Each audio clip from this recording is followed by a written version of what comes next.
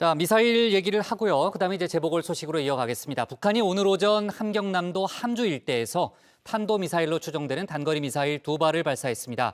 바이든 행정부와의 초반 기싸움에서 밀리지 않기 위해 고강도 도발을 단행한 걸로 일단 보이고 있고요.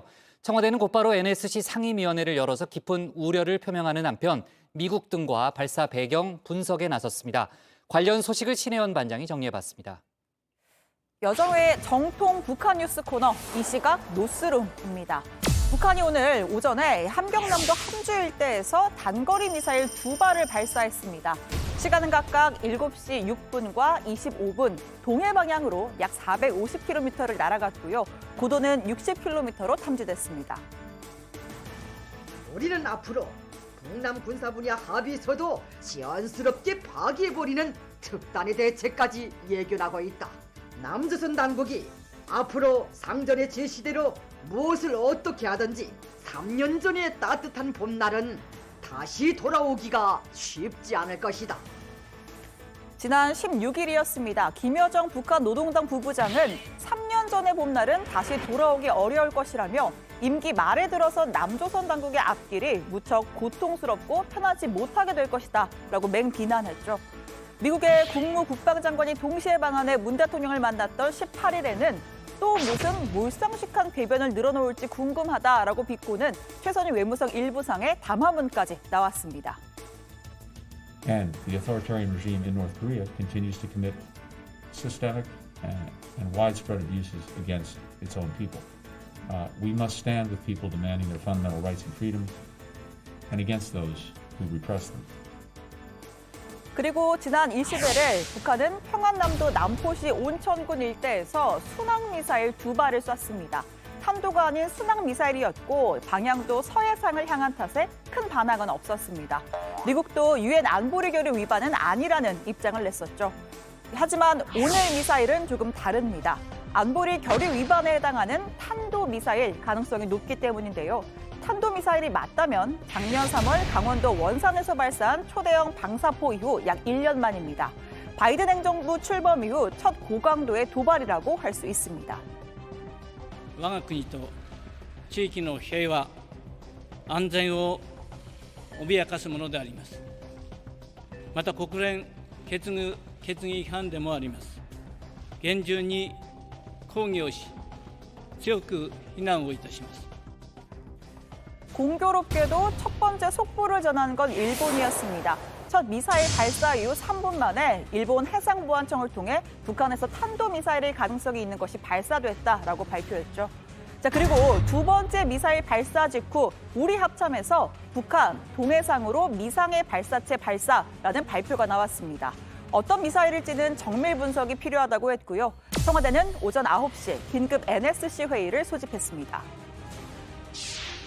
미국의 대북 정책 검토가 진행되는 가운데 미사일 발사가 이루어진 점에 대해 깊은 우려를 표명한다.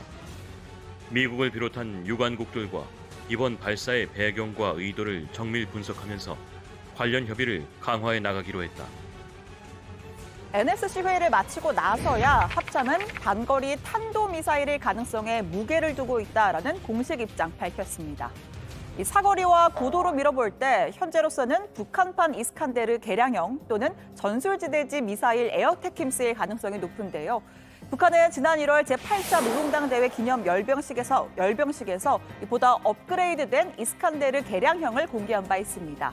지난해 10월에는 바퀴축 4개짜리에 실렸지만 이번엔 5개짜리로 크기가 더 커졌었죠. 어떤 도전도 진뭉개버릴 저렇듯 강대한 무적 강군을 가졌기에 조선노동당의 위협은 이 지구상에서 반드시 승리할 것이며 이 땅 위에서 빛나게 이룩될 것입니다. 감사를 드립니다. 영광을 드립니다. 북한은 왜 다시 고강도 도발에 나선 걸까요? 미 바이든 행정부는 향후 몇 주 이내에 세부적인 대북 정책 방안을 공개하겠다고 했습니다.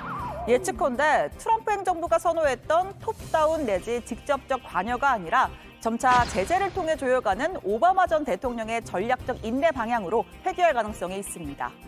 미국 언론들은 북한의 도발은 결국 과거에 익숙한 패턴으로 돌아가는 것이다 라며 다소 심드렁한 분석 내놨습니다. 우리가 북한을 공격하는 것을 연습할 때 북한은 우리를 핵무기로 공격하는 것을 연습한다. 이건 사물의 음과 양일 뿐이다라고도 했습니다.